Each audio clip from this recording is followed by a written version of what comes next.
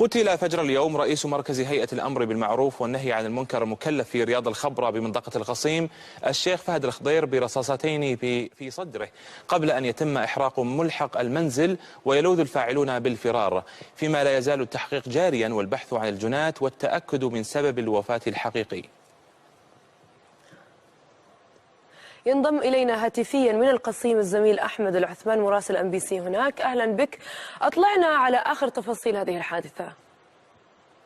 أهلا سارة. نعم، فوجئ أهالي محافظة رياض الخضراء بمنطقة القصيم بخبر مقتل الشيخ فهد الخضير رئيس مركز هيئة الخضراء بالنيابة فجر هذا اليوم الأحد.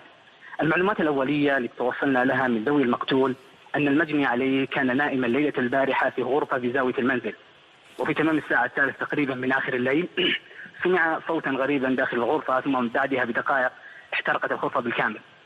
وتم كسر الباب والدخول عليه بواسطة الدفاع المدني، واعتقد في بداية الأمر أنه توفي اختناقا من الحريق، ولكن عندما توجه به للمستشفى وتم الكشف عليه عن طريق الأشعة اتضح أنه مقتول برصاصتين نفذتا على صدره.